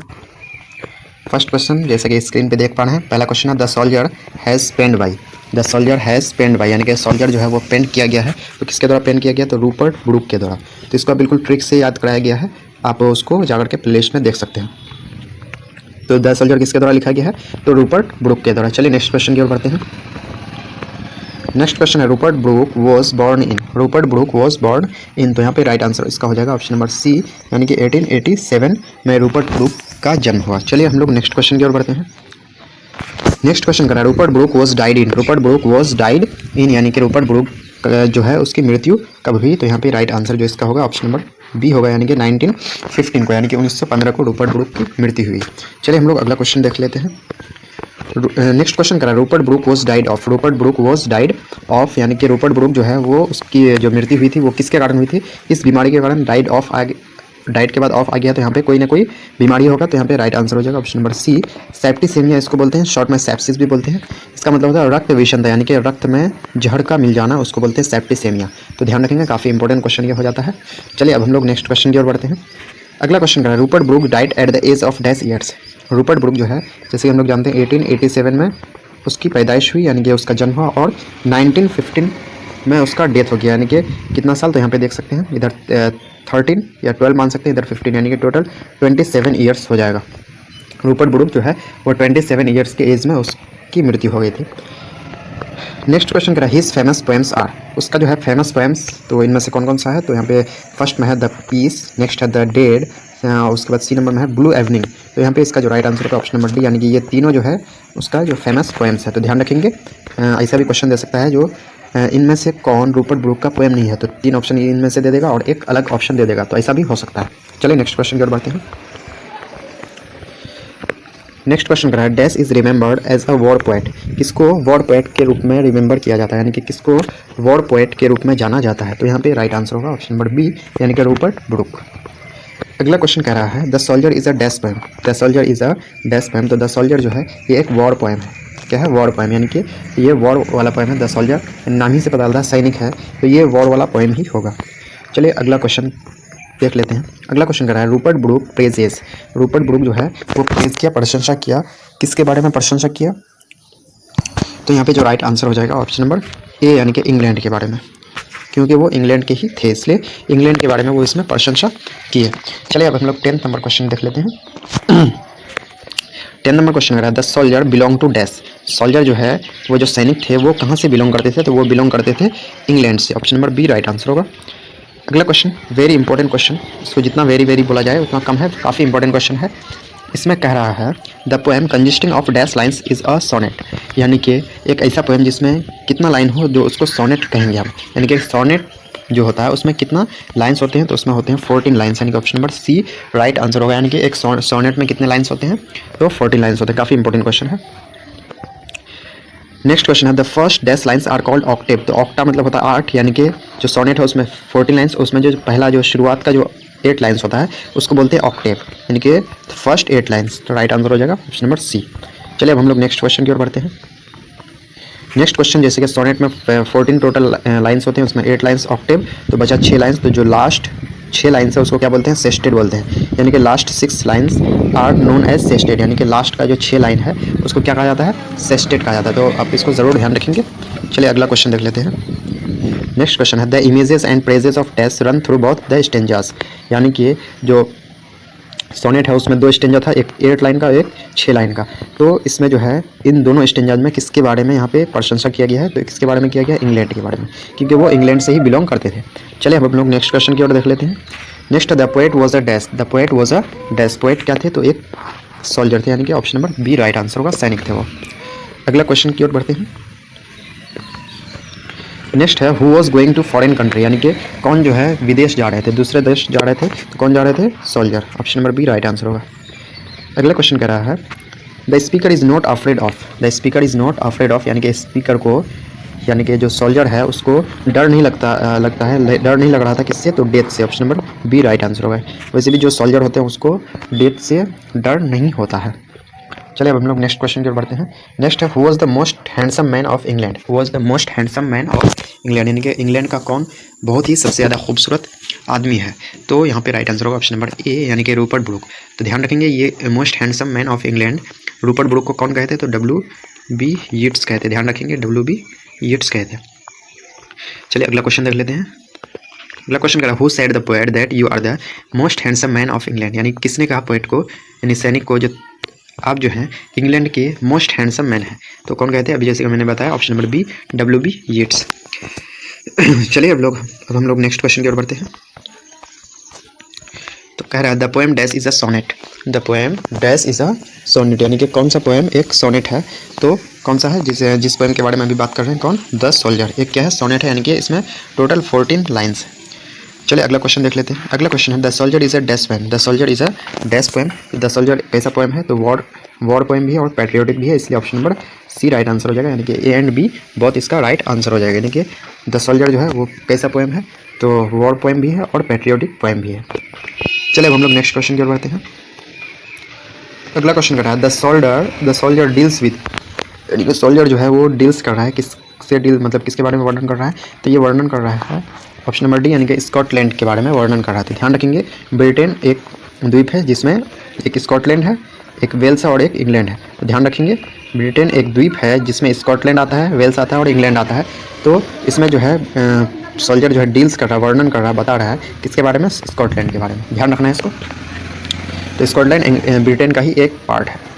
अगला क्वेश्चन जो कर रहा है Rupert Brooke's father was a dash at Rugby school, यानी रूपर्ट ब्रूक के जो पिता थे वो क्या थे, एक रग्बी स्कूल में, तो हाउस मास्टर थे, यानी कि निरीक्षक थे, यानी कि हाउस मास्टर को बोलते हैं निरीक्षक, यानी कि देखभाल करने वाले थे। चलिए अगला क्वेश्चन देख लेते हैं। अगला क्वेश्चन क्या कर रहा है, अगला क्वेश्चन कह रहा है the place where the soldier would be buried should be treated as the part of dash after his death, यानी कि ऐसा जगह है जहाँ पे सोल्जर को दफनाया जाए, उसको किसके रूप में, द प्लेस वेयर, यानी कि ऐसा जगह जहाँ सोल्जर वुड बी ब्यूरिड, यानी कि सोल्जर को दफनाया जाए, शुड बी ट्रीटेड, उसको इस तरह से ट्रीट करना चाहिए as the part of dash, यानी कि कहाँ का पार्ट के रूप में उसको ट्रीट करना चाहिए, तो इंग्लैंड के पार्ट के रूप में, यानी कि जहाँ पे भी उसको दफनाया जाए वो जगह जो है वो मिट्टी किसकी हो, इंग्लैंड की हो, ऐसा इसमें बताया गया है। तो यहाँ पे राइट आंसर हो जाएगा option number D. Next question क्या कर रहा है, नेक्स्ट क्वेश्चन कर रहा है the poem the soldier gives us a strong sense of dash, यानी कि द पोएम जो है सोल्जर जो पोएम है इसमें एक बहुत ही स्ट्रॉन्ग सेंस देता है, किसका, तो पैट्रियोटिज्म का, यानी कि देशभक्ति का, राष्ट्रभक्ति का। चलिए अगला क्वेश्चन देख लेते हैं। अगला क्वेश्चन कह रहा है Rupert Brooke inspired patriotism in the early phase of the dash, यानी कि रूपर्ट ब्रूक के अंदर जो है राष्ट्रभक्ति से वो प्रेरित हुए तो किसमें, तो फर्स्ट वर्ल्ड वॉर के शुरुआती फेज में, यानी कि अर्ली फेज में, फर्स्ट वर्ल्ड वॉर के अर्ली फेज में उसके अंदर राष्ट्रभक्ति से वो क्या हो गए, प्रेरित हो गए। अगला क्वेश्चन देख लेते हैं। हाँ, अगला क्वेश्चन कह रहा है the word concealed stands for, यानी कि वर्ड जो इससे पोएम में वर्ड जो आया है सोनेट में, कंसील्ड उसका क्या मतलब होता है। तो फर्स्ट क्वेश्चन जैसा कि आप देख पा रहे हैं, Macavity the Mystery Cat has composed by, Macavity the Mystery Cat ये जो है कंपोज किया गया है, तो किसके द्वारा कंपोज किया गया है, तो ऑप्शन 4 ऑप्शन दिया हुआ है, तो यहाँ पे राइट आंसर होगा ऑप्शन नंबर बी, यानी कि टी.एस. इलियट के द्वारा कंपोज किया गया। तो बिल्कुल ट्रिक के द्वारा इसमें उस वीडियो में आपको बताया गया है जो किसके राइटर का नाम क्या है, बिल्कुल आसानी से आप याद कर सकते हैं उसको। चलिए अब हम लोग नेक्स्ट क्वेश्चन की ओर बढ़ते हैं। नेक्स्ट क्वेश्चन है T S. Eliot was born in, यानी टी.एस. इलियट जो है उसका जो जन्म हुआ था तो कब हुआ था, तो ऑप्शन नंबर डी इसका राइट आंसर होगा, यानी कि 1888, यानी कि 1888 इसका राइट आंसर होगा। चलिए अगला क्वेश्चन देख लेते हैं। अगला क्वेश्चन कह रहा है T S. Eliot was died in, T S. Eliot was died in, यानी टी.एस. इलियट की मृत्यु हुई कब हुई, तो यहाँ पे राइट आंसर इसका जो होगा वो हो जाएगा 1965, यानी कि 1888 उसका डेट ऑफ बर्थ है, और उसका जो पास्ट एविड डेट जो है वो 1965 है। ठीक है, तो इसको आप ध्यान रखेंगे। चलिए अगला क्वेश्चन देख लेते हैं। अगला क्वेश्चन है T S. Eliot belong to which century, तो जैसे कि देखिए 1965 में उसका डेथ हुआ, तो ये किस सेंचुरी में आ जाएगा, तो 20th सेंचुरी, यानी कि राइट आंसर हो जाएगा ऑप्शन नंबर सी, यानी कि टी.एस. इलियट जो है वो बिलोंग करते थे 20वीं सेंचुरी से।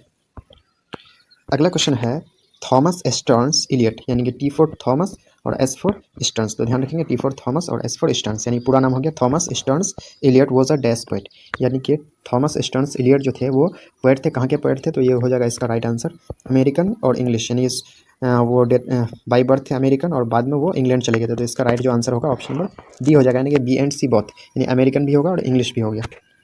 तो ध्यान रखना है इसमें एक चीज़ ध्यान रखना है, टी.एस. इलियट का पूरा नाम टी फॉर थॉमस और एस फॉर स्टर्न्स, और दूसरा चीज़ ध्यान रखना है वो उसका बर्थ अमेरिका में हुआ था लेकिन वो बाद में चले गए थे इंग्लैंड, तो यहाँ पे राइट आंसर हो जाएगा ऑप्शन नंबर डी। अगला question in T S. Eliot S stands for, यानी टी.एस. इलियट में एस फॉर क्या होता है, तो टी फॉर थॉमस होता है, और एस फॉर क्या हो जाएगा, तो एस फॉर हो जाएगा स्टर्न्स, STERNS, यानी कि ऑप्शन नंबर सी इसका राइट आंसर होगा। चलिए अगला क्वेश्चन देख लेते हैं। अगला question T S. Eliot was born in, यानी कि टी.एस. इलियट जो है उसका जन्म हुआ कहाँ पे हुआ उसका जन्म, तो उसका जन्म हो गया ऑप्शन नंबर बी, यानी कि the USA, the United states of America में उसका जन्म हुआ, और वो बाद में फिर कहाँ चले गए, इंग्लैंड चले गए। अगला क्वेश्चन कर रहा है he belong to dash family, he belong to dash family, यानी कि टी.एस. इलियट जो है वो किस फैमिली से बिलोंग करते थे, तो उसका वो जो बिलोंग करते थे वो बोस्टन ब्राह्मण फैमिली से बिलोंग करते थे। अगला क्वेश्चन कह रहा है T S. Eliot move to England in which year, यानी टी.एस. इलियट अमेरिका से इंग्लैंड चले गए अमेरिका को छोड़ के कब, तो राइट आंसर होगा 1914 में, यानी कि 1914 में। डेट ऑफ बर्थ जो है वो क्या है 1888, और 1914 में कहाँ चले गए, वो इंग्लैंड चले गए। चलिए अगला क्वेश्चन देख लेते हैं। अगला क्वेश्चन है what was the age of T S. Eliot when he move to England, यानी कि जब वो इंग्लैंड गए तो उस वक्त उसका एज क्या था, तो 1888 में उसकी पैदाइश हुई और 1914 में चले गए, तो यहाँ पे इसको अगर हम देखेंगे तो 25 ईयर्स होता है, यानी कि 25 साल होता है इसका। चलिए अगला क्वेश्चन देख लेते हैं। अगला क्वेश्चन कर रहा है इन विच फील्ड टी.एस. Eliot was awarded the Nobel prize, टी.एस. इलियट को जो है नोबेल प्राइज़ दिया गया जो वो तो किस फील्ड में उसको नोबेल प्राइज़ दिया गया, तो उसको दिया गया था ऑप्शन नंबर डी, यानी कि लिटरेचर, यानी कि साहित्य के फील्ड में उसको नोबेल प्राइज़ दिया गया था, यानी कि लिटरेचर के फील्ड में कब दिया गया था 1948 में, 1948 में, ध्यान रखना है इसको। तो अगला क्वेश्चन वही चीज़ कर रहा है T S. Eliot was awarded the Nobel prize for literature in dash, T S. Eliot को नोबेल प्राइज़ दिया गया इसमें दिया गया लिटरेचर में, और कब दिया गया, तो 1948 में दिया गया। चलिए अगला क्वेश्चन देख लेते हैं।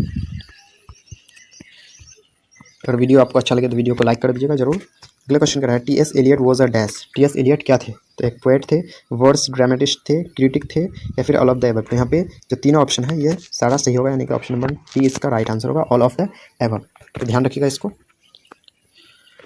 नेक्स्ट है Macavity is a dash, Macavity जो है वो क्या है, तो एक कैट का नाम है मैकाविटी।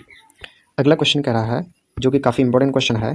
द पोएट यानी कि पोएट किसका नाम है, कौन इसका पोएट है, तो टी.एस. इलियट। ये जो है उस मैकाविटी यानी कि उस कैट का कंपेयर कर रहा है, किससे कर रहा है, तो नेपोलियन से कर रहा है, यानी कि नेपोलियन बोनापार्ट से उस कैट का कंपेरिजन कर रहा है। तो काफ़ी इंपॉर्टेंट क्वेश्चन हो जाता है ये। चलिए अगला क्वेश्चन देख लेते हैं। अगला क्वेश्चन कर रहा है Macavity is the pet cat of dash. Macavity जो है वो पेट कैट है, तो किसका पेट कैट है, पालतू बिल्ली है, तो यहाँ पे हो जाएगा ऑप्शन नंबर बी यानी कि टी.एस. इलियट का। अगला क्वेश्चन देख लेते हैं। अगला क्वेश्चन कर रहा है dash is a ginger cat. Dash is a ginger cat, यानी कि कौन जो है भूरे रंग का बिल्ली है, तो इनमें से कौन भूरे रंग का बिल्ली है, तो यहाँ पे जो बात हो रही है वो किसकी हो रही है, तो मैकाविटी की। Option number C right answer हो जाएगा। अगला क्वेश्चन कर रहा है dash is a master of criminal, यानी कि कौन क्रिमिनल का मास्टर है, तो ऑप्शन नंबर राइट आंसर होगा ऑप्शन नंबर ए, यानी कि मैकाविटी जो है वो क्रिमिनल्स का क्या है, मास्टर है। अगला क्वेश्चन की ओर बढ़ते हैं।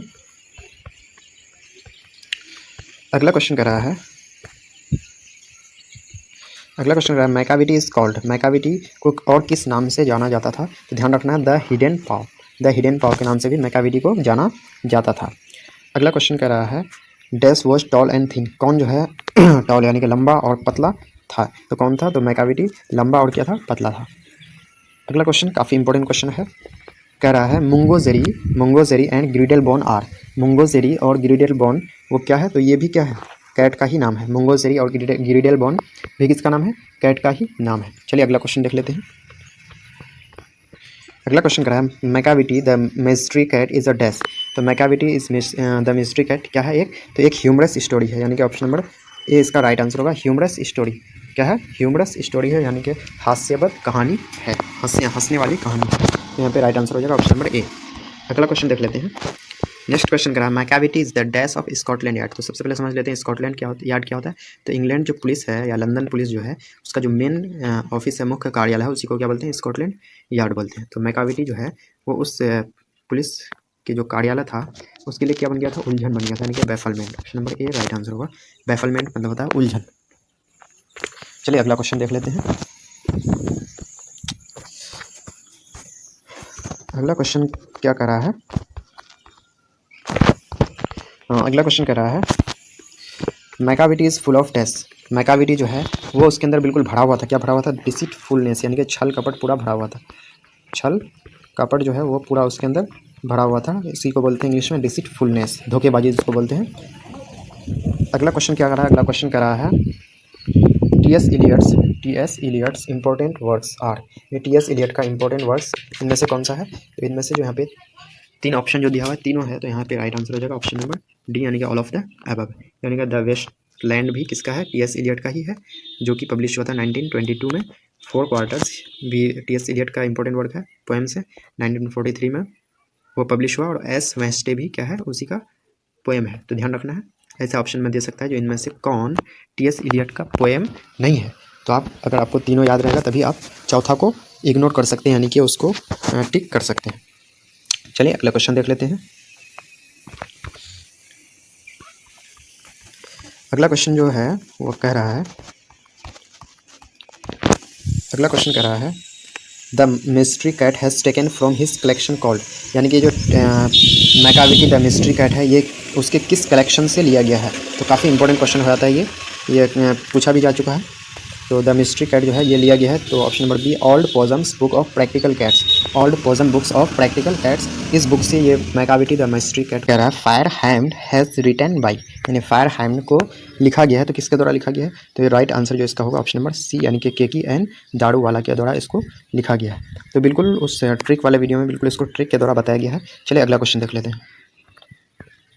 अगला क्वेश्चन है Keki N Daruwalla was born in. Keki N Daruwalla जो है उसका जो बॉर्न हुआ, उसका जो जन्म हुआ तो कब हुआ, तो option number C right answer होगा, यानी कि 1937 में हुआ था। 1937 में, ध्यान रखना आपको। अगला क्वेश्चन देख लेते हैं where was Keki N Daruwalla born. Keki N Daruwalla जो है वो उसका जो जन्म हुआ वो कहाँ पे हुआ, तो इसका राइट आंसर हो जाएगा ऑप्शन नंबर सी, यानी कि लाहौर में। कब हुआ था, 1937। चूँकि उस वक्त जो है देश का जो विभाजन नहीं हुआ था, तो जिस कारण से इसको इंडियन ही बोला जाएगा, यानी कि केकी एन दारूवाला जो है उसकी नेशनलिटी क्या है, तो इंडियन है वो। तो ध्यान रखना केकी एन दारूवाला जो है बॉर्न हुए थे कहाँ पे, लाहौर में। अगला क्वेश्चन कर रहा है KKN Daruwalla is a oblique and dash poet. KKN Daruwalla जो है वो पोएट है, तो कैसा पोएट है तो उसको बोलेंगे हम लोग ऐसे, मतलब इंडियन पोएट ही है लेकिन वो इंग्लिश का पोएट है, जिसके कारण से इसको बोलेंगे इंडो एंग्लियन बोलेंगे, यानी कि option number B right answer होगा। इंडो एंग्लियन इसको बोला जाएगा, option number B right answer होगा। यानी कि वो नेशनलिटी क्या है, इंडियन है, लेकिन वो किसका पोएट लिखते हैं, इंग्लिश पोएट लिखते हैं, जिस कारण से यहाँ पे राइट आंसर हो जाएगा ऑप्शन नंबर बी, यानी कि इंडो एंग्लियन इसका राइट आंसर होगा। अगला क्वेश्चन देख लेते हैं। अगला क्वेश्चन है what is the nationality of KKN Daruwalla. यानी KKN दारूवाला का जो नेशनलिटी है, राष्ट्रीयता क्या है, तो वो इंडियन है, क्योंकि लाहौर में जो है बर्थ हुआ था, लेकिन बॉर्न जो हुए थे लाहौर में, लेकिन 1937 में हुए थे, जब उस वक्त देश का विभाजन नहीं हुआ था, जिस कारण से वो जो है नेशनलिटी क्या हो जाएगा, इंडियन। अगला क्वेश्चन देख लेते हैं। अगला क्वेश्चन है who is a former Indian police service officer. यानी कि कौन जो है एक फॉर्मर IPS ऑफिसर थे हैं, तो IPS ऑफिसर यहाँ पे राइट आंसर होगा ऑप्शन नंबर बी, यानी कि KKN दारूवाला। चलिए अगला क्वेश्चन देख लेते हैं। अगला क्वेश्चन क्या है KKN Daruwalla was awarded by which of this awards. यानी KKN दारूवाला को जो है इनमें से कौन से अवार्ड से उसको मतलब कौन सा अवार्ड उसको दिया गया था, तो यहाँ पे राइट आंसर होगा ऑप्शन नंबर सी, यानी कि A एंड B बोथ। कहने का मतलब उसको साहित्य अकादमी अवार्ड भी दिया गया था, अकादमी में के होगा यहाँ पे, और साथ ही साथ पद्मश्री भी उसको दिया गया था, यानी कि राइट आंसर होगा ऑप्शन नंबर सी, यानी कि A एंड B बोथ इसका राइट आंसर हो जाएगा। चलिए अगला क्वेश्चन देख लेते हैं। अगला क्वेश्चन करा है ही was awarded the Sahitya Akademi award in which year. He was awarded the Sahitya Akademi award in which year, यानी कि किस ईयर में उनको साहित्य अकादमी अवार्ड दिया गया था, तो यहाँ पे जो इसका राइट आंसर होगा, तो यहाँ पे राइट आंसर इसका जो हो जाएगा 1984, यानी कि ऑप्शन नंबर सी इसका राइट आंसर होगा 1984। चलिए अगला क्वेश्चन देख लेते हैं। अगला क्वेश्चन जो है वो है ही was awarded the Sahitya Akademi award in 1984 for which of his poetry collection. यानी कि KKN दारूवाला को जो अवार्ड दिया गया था, साहित्य अकादमी अवार्ड कब किया गया था, 1984 में, तो उसके कौन से कलेक्शन के लिए, यानी कि कौन सा पोएट्री कलेक्शन के लिए, तो यहाँ पे जो इसका राइट आंसर होगा ऑप्शन नंबर यहाँ पे हो जाएगा डी नंबर, यानी कि यहाँ पे डी है the keeper of God. The keeper of God इसका राइट आंसर होगा, द कीपर ऑफ गॉड, यानी कि यहाँ पे दिया हुआ ऑप्शन नंबर डी जो है यहाँ पे इसका राइट आंसर होगा, यानी कि the keeper of the dead. The keeper of the dead इसका राइट आंसर होगा, the keeper of the dead. तो ध्यान रखना इसको, the keeper of the dead के लिए ही KKN दारूवाला को क्या दिया गया था, यानी कि ही was awarded Sahitya Akademi award in 1984 for which of his poetry collection. यानी कि उनको किस पोएट्री कलेक्शन के लिए 1984 में साहित्य अकादमी अवार्ड दिया गया था, तो option number D right answer होगा, यानी कि the keeper of the dead इसका राइट आंसर होगा। ध्यान रखेंगे इसको, काफ़ी इंपॉर्टेंट क्वेश्चन हो जाता है ये। चलिए अगला क्वेश्चन देख लेते हैं। अगला क्वेश्चन कह रहा है KKN Daruwalla belongs to dash religion. KKN Daruwalla belongs to dash religion, यानी कि KKN दारूवाला जो है वो किस रिलीजियन से, किस धर्म से बिलोंग करते थे, तो वो जो बिलोंग करते थे पारसी, उसी को इंग्लिश में बोलते हैं जोरास्ट्रियन। तो ऑप्शन नंबर सी इसका राइट आंसर होगा, यानी कि A एंड B बहुत पारसी जोरास्ट्रियन एक ही चीज़ है, यानी कि पारसी धर्म से वो बिलोंग करते थे, जिसको इंग्लिश में जोरास्ट्रियन बोलते हैं। चलिए अगला क्वेश्चन देख लेते हैं। अगला क्वेश्चन है it was the death of the poet along with him passing by the cremation ghat. यानी कि it was the death of the poet, यानी कि जो पोएट के साथ कौन क्रीमेशन घाट, यानी कि जो शमशान घाट है उससे होकर के जा रहे थे, तो पोएट के साथ कौन थे, तो उसके फादर थे, यानी कि option number B right answer होगा। पोएट के साथ उसके पापा फादर जा रहे थे क्रीमेशन घाट होता हुआ, यानी कि शमशान घाट होता हुआ। अगला है द बर्निंग घाट। बर्निंग घाट मतलब शमशान घाट, जहाँ जो है मृत शरीर को जलाया जाता है, अंतिम संस्कार किया जाता है जहाँ पे, तो burning ghat. Erupted phosphorus has taken from the burning ghat आ गया, इसका मतलब कि क्या होगा, इसमें फायर हैंड होगा, यानी कि option number B right answer होगा। अगला क्वेश्चन देख लेते हैं। अगला क्वेश्चन वेरी इंपॉर्टेंट क्वेश्चन है, बोल रहा है tower of silence is related to, यानी कि ध्यान रखना टावर ऑफ साइलेंस ये किस धर्म से रिलेटेड है, तो ये है पारसी धर्म से। तो आपको ऑप्शन में जोरास्ट्रियन भी दे सकता है, जोरास्ट्रियन भी दिया जा सकता है, तो ध्यान रखना टावर ऑफ साइलेंस किससे रिलेटेड है, पारसी से रिलेटेड है, पारसी धर्म से रिलेटेड है, तो ध्यान रखना, काफ़ी इंपॉर्टेंट क्वेश्चन होता है ये। अगला क्वेश्चन देख लेते हैं। अगला क्वेश्चन है the cremation of dead bodies in dash are somewhat different, यानी कि डेड बॉडीज़ का मृत शरीर का क्रीमेशन अंतिम संस्कार किस धर्म में बिल्कुल अलग ढंग से किया जाता है, तो वह है पारसी धर्म में, यानी कि option number D right answer होगा। अगला क्वेश्चन देख लेते हैं। कह रहे हैं who has violated the tradition of his religion by cremating. कौन जो है अंतिम संस्कार करके अपने रिलीजन, अपने धर्म के जो रीति रिवाज था, परंपरा था, उसका वायलेशन किया, उसका उल्लंघन किया। तो कौन किए? तो option number A right answer होगा, यानी कि KKN दारूवाला। अगला क्वेश्चन है consigning his new born son to flames to place dash years ago. यानी कि अपने जो है न्यू बॉर्न सन को consigning his new born son to flames to place dash years ago. यानी कि अपने न्यू बॉर्न सन को, न्यू बॉर्न बेबी को फ्लेम यानी कि आग के हवाले कर दिया। कब कर दिया था? तो option number C right answer होगा, यानी कि 22 साल पहले, सॉरी 20 साल पहले। ऑप्शन नंबर सी यानी कि 20 साल पहले जो है अपने एक बेबी को वो फ्लेम के, ईंधन के यानी कि आग के हवाले कर दिया था। अगला है the dash child was consigned to fire under compulsion. किस चाइल्ड को मजबूरी के तहत उसको जो है फायर के हवाले कर दिया गया? तो फर्स्ट बॉर्न चाइल्ड, यानी कि option number A right answer होगा। अगला क्वेश्चन है the dash forgets it's dead because sometimes it leaves the dead body half burned. यानी कि कौन जो है भूल जाता है कभी डेड बॉडी को जलाना, क्योंकि वो कभी कभी डेड बॉडी को आधा ही जला करके छोड़ देता है। तो कौन? फायर। क्योंकि फायर में डालने के बाद कभी कभी होता है जो पूरा बॉडी नहीं जल पाता है, कुछ पार्ट बाकी रहता है, इसलिए इसमें कहा गया है जो फायर जो 4 ऑप्शन है तो उसमें जो राइट आंसर होगा वो हो जाएगा ऑप्शन नंबर सी, यानी कि DH लॉरेंस। DH लॉरेंस जो है वो कंपोज किए थे स्नेक नाम के पोएम को। चलिए नेक्स्ट क्वेश्चन की ओर बढ़ते हैं। नेक्स्ट क्वेश्चन का है डेविड हर्बर्ट लॉरेंस, यानी कि D फॉर डेविड और H फॉर हर्बर्ट और लॉरेंस। ध्यान रखना है DH लॉरेंस का पूरा नाम है David Herbert Lawrence. DH Lawrence यानी कि David Herbert Lawrence was born in, यानी कि डेविड हर्बर्ट लॉरेंस का जो जन्म हुआ वो कब हुआ? तो यहाँ पे जैसे कि 4 ऑप्शन देख पा रहे हैं, यहाँ पे राइट आंसर होगा ऑप्शन नंबर बी, यानी कि 1885 में उनकी पैदाइश यानी कि उनका जन्म हुआ। चलिए अगला क्वेश्चन देख लेते हैं।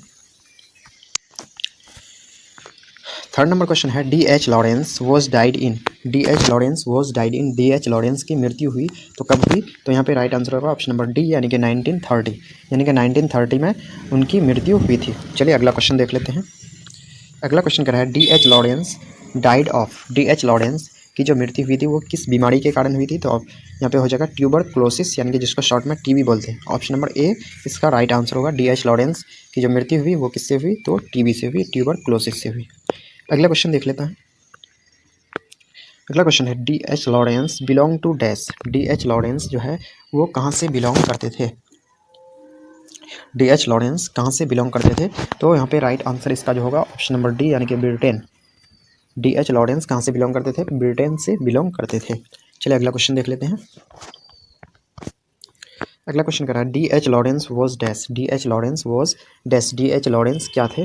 तो पोएट थे, ऑथर थे, जर्नलिस्ट थे यानी कि पोएट भी थे, ऑथर भी थे, जर्नलिस्ट भी थे, जिस कारण से राइट आंसर होगा ऑप्शन नंबर डी, यानी कि all of the above. Right answer हो जाएगा ऑल ऑफ द अबव। अगला क्वेश्चन देख लेते हैं।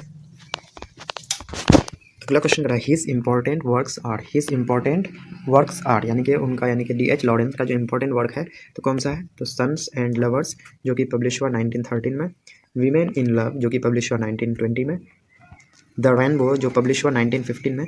तो ये तीनों उसके इंपॉर्टेंट वर्ड्स थे, जिस कारण से राइट आंसर होगा ऑप्शन नंबर डी, यानी कि ऑल ऑफ द अबव इसका राइट आंसर होगा,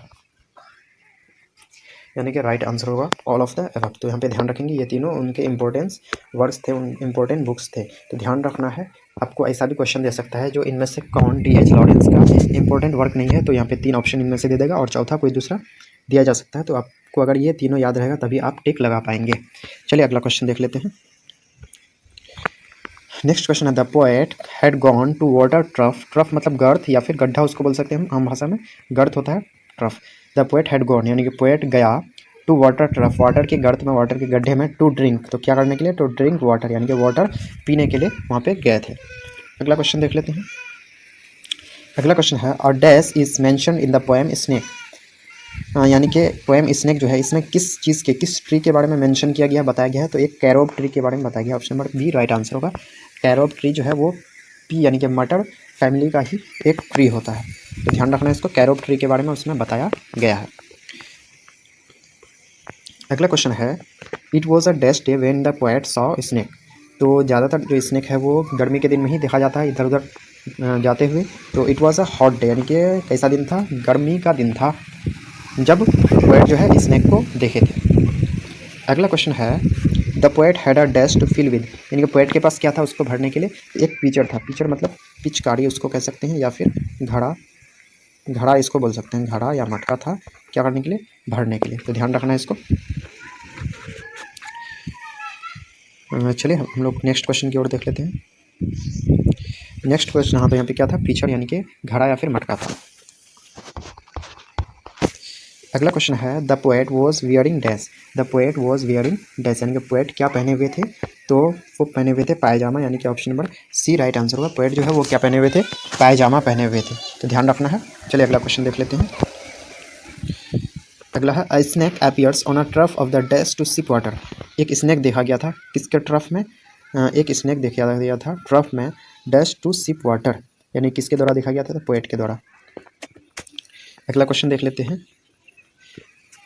अगला क्वेश्चन करा he lifted his head from his drinking as cattle do is taken from the poem, यानी कि जो he lifted his head from his drinking as cattle do is taken from the poem, ये किस poem से दिया गया है, तो यहाँ पे लिया गया है स्नैक से, यानी कि option number B right answer होगा। चलिए अगला क्वेश्चन देख लेते हैं।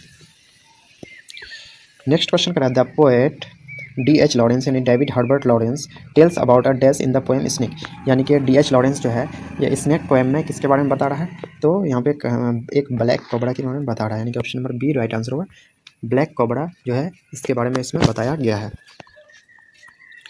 अगला क्वेश्चन है the speaker hits the snake with a dash, यानी स्पीकर यानी कि जो राइटर हैं स्नैक के, या स्पीकर उसको बोल सकते हैं, यानी D.H. लॉरेंस जो है वो स्नैक को हिट किया, मारा किससे मारा, तो लॉग से। लॉग मतलब लट्ठा या फिर इसको लट्ठी बोल सकते हैं, लॉग से वो उसको स्नैक को मारा। अगला क्वेश्चन देख लेते हैं। अगला है the poet had desire to talk to dash, poet को ये डिज़ायर था, उसके अंदर ये इच्छा थी, ख्वाहिश थी किससे बात करने का, तो स्नैक से बात करने का। पोएट के अंदर ये डिज़ायर था, ख्वाहिश था, इच्छा था क्या करने का, उस स्नैक से बात करने का। चलिए अगला क्वेश्चन देख लेते हैं। अगला क्वेश्चन कर रहा है the phrase a king in exile in the poem Snake stands for, यानी कि जो ये फ्रेज जो है अ किंग इन एग्जाइल, ये स्नैक पोएम में किसकी ओर इशारा करता है, यानी कि किसको डिनोट करता है, तो ये जो है किंग इन एग्जाइल ये जो है डिनोट करता है स्नैक को, द स्नैक को। Option number B right answer होगा। अगला क्वेश्चन देख लेते हैं। अगला क्वेश्चन क्या कर रहा है। अगला क्वेश्चन कह रहा है एटना, एटना इज इन, तो एटना एक जगह का नाम है, ये हो जाता है सिसिली में है। इस सिसिली जो है ना इटली में पड़ता है, इटली का एक द्वीप का नाम है सिसिली, सिसिली में जो है एक जगह है एटना, तो ध्यान रखना है इसको। अगला क्वेश्चन देख लेते हैं।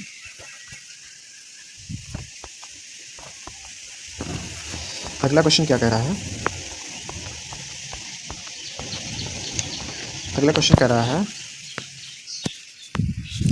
D.H. Lawrence exhorts the values of primitive life in dash, D.H. Lawrence जो है वो प्रीमिटिव लाइफ प्राथमिक जीवन के बारे में उसका वैल्यू यहाँ पे बता रहा है किसमें, तो स्नैक में। Option number B right answer होगा। बार बार इधर क्या हो जाता है। अगला क्वेश्चन देख लेते हैं। अगला क्वेश्चन कह रहा है D.H. Lawrence saw a snake coming out from a dash, यानी कि D.H. लॉरेंस जो है एक स्नैक को आते हुए देखा, कहाँ से, एक फ्रीज़र से। फ्रीज़र बोलते हैं दरार को, एक दरार से निकलते हुए या आते हुए देखा किसको, स्नैक को। चलिए अगला तो क्वेश्चन देख लेते हैं। क्वेश्चन कर रहा है it in dash it is believed that a black snake is seen anywhere must be killed, यानी कि किस में यह मानना है जो कोई भी ब्लैक अगर स्नैक कहीं पे भी देखा जाए तो उसको ज़रूर मार देना चाहिए, तो ये जो है सिसिली, यानी कि ऑप्शन नंबर बी इसका राइट आंसर होगा। सिसिली में ये मान्यता है वहाँ का, जो कहीं पर भी अगर ब्लैक स्नैक को देखें तो उसको क्या कर देना चाहिए, मार देना चाहिए। यहाँ पे राइट आंसर हो जाएगा ऑप्शन नंबर बी इसका राइट आंसर होगा। अगला क्वेश्चन देख लेते हैं। अगला क्वेश्चन कह रहा है the poet compares the snake to a dash to a sea bird dash, यानी पोएट जो है उस स्नैक का कंपेयर किया एक सी बर्ड, कौन सा सी बर्ड से, तो एल्बेट्रोस। ध्यान रखना ऑप्शन नंबर ए इसका राइट आंसर होगा। काफ़ी इंपॉर्टेंट क्वेश्चन है ये।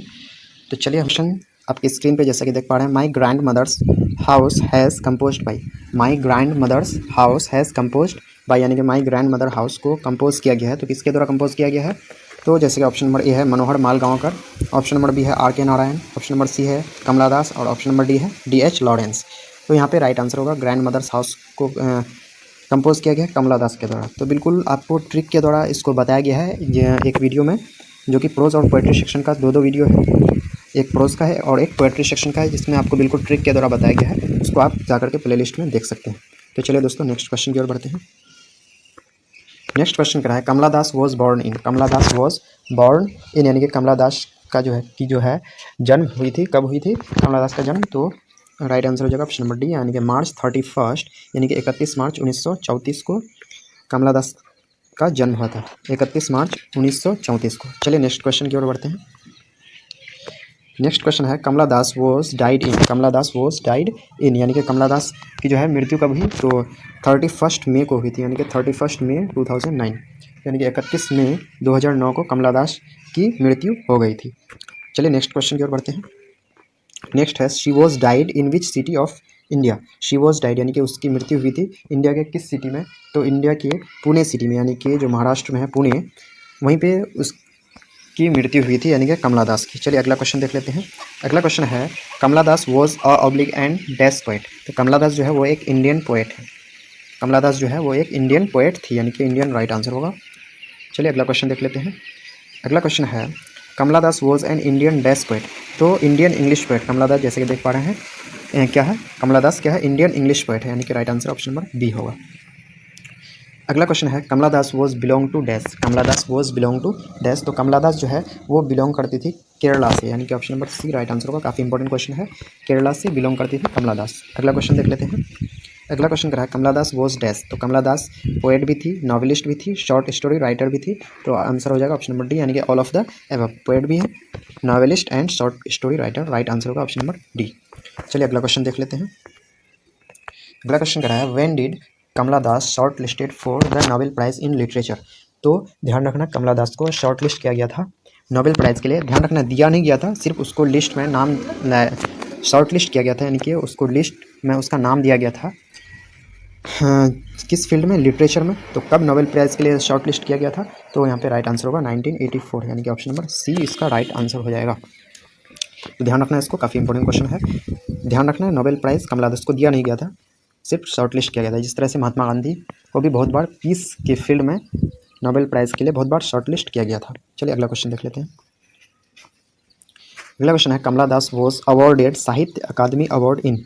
कमला दास को साहित्य अकादमी अवार्ड से कब नवाजा गया, यानी कि कब दिया गया? तो 1985 में। ध्यान रखना है, 1984 में उनको शॉर्ट लिस्ट किया गया था नोबेल प्राइज़ के, और उसके जस्ट एक साल बाद यानी कि 1985 में उसको नोबेल प्राइज़ दिया गया।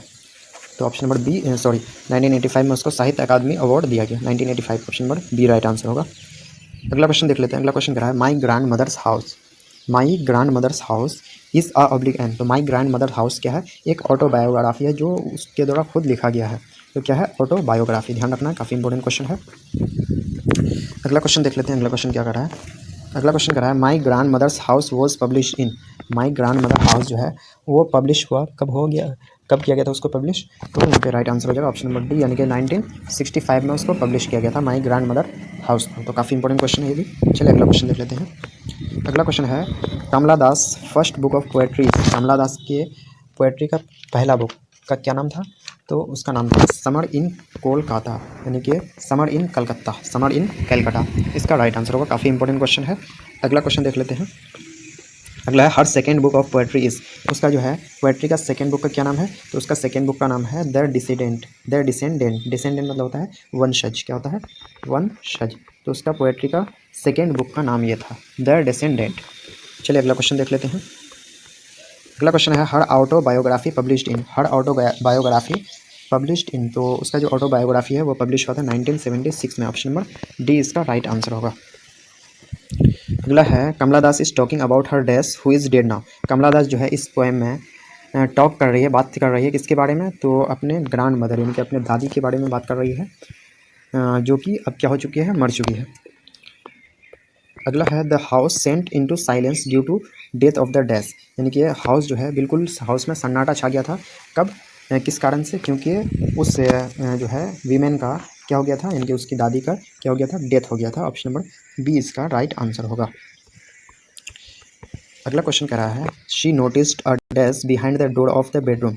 वह जो है नोटिस किया, ध्यान दिया किस पर? एक डॉग पर, जो कि बेडरूम के डोर के पीछे था। उस पर वो नोटिस किया, यानी कि उसकी अचानक उस पर नज़र गई। तो दोस्तों यहाँ पे हम लोगों ने